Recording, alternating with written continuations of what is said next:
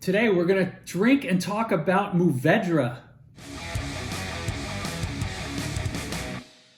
All right, welcome back to Drinking It In. I'm your host, Chris Casara. We're here to help you know more and drink better, and thank you so much for joining me. It's always nice to be able to taste great wine and talk about stuff and have people watch your content. It's truly an honor to have you here. Today we're talking about Mourvedre. It's a grape that's also known as Monastrell in some areas of the world and Mataro in other areas of the world. It's a red grape. So it's known as Mourvedre in France. In Spain, it's known as Monastrell. And then I believe in Australia and US, you'll see it as Mataro. So keep that in mind when you're looking at when you see any of those three names on a label. Mataro is probably Mourvedre is probably best known as the one of the three main grapes in the Southern Rhone wines, the GSM blends, Grenache, Syrah, Mourvedre. It's usually used to give it a little more, give the grapes a little more weight, the wines a little more weight, and frankly amp up some of the fruit, because these wines can be big and powerful.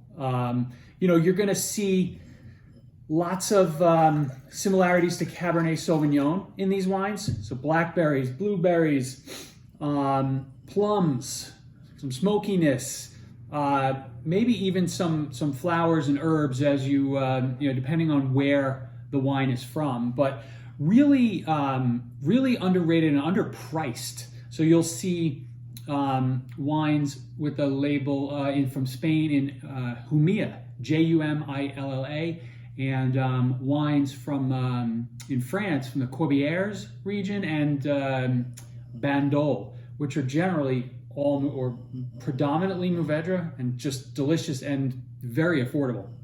So it's a heavyweight grape, right? We have our scale, heavy, light. Syrah's at the probably most heavyweight grape. Mourvedre is more or less right there. It is big. And you can taste it and you can smell it. So, wow.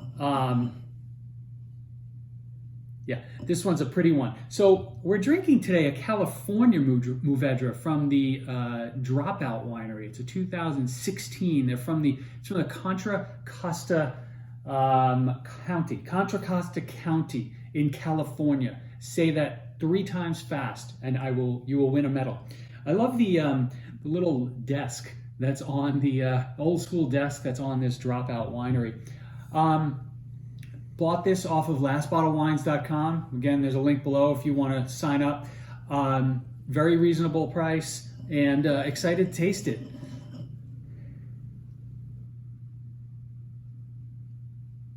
So this it smells like a Cabernet, California Cabernet a little bit. I'm getting lots of that dark fruit. So the blackberries, the plums.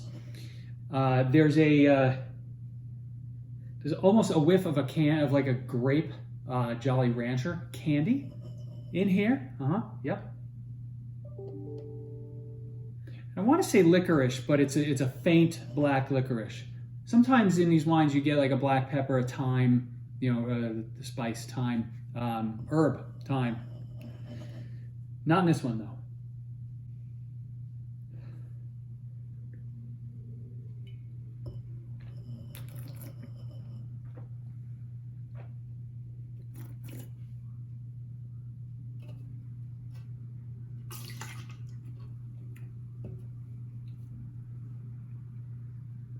This is big.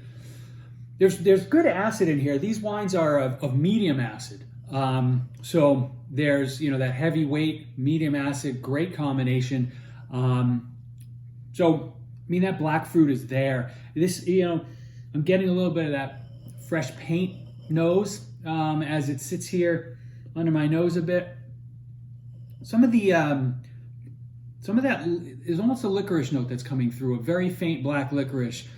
Loaded, absolutely loaded with fruit. These wines are very full with dark, inky fruit. So a good effort here from these guys. First time I've tried anything from them, but definitely be looking for more wines from these guys in the future.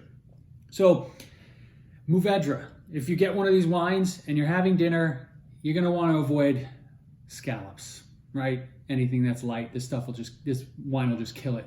Think braised meats, sausage, lamb, anything that's got like a nice rosemary, thyme influence, as well as things that are heavy on mushrooms. These wines will work really well.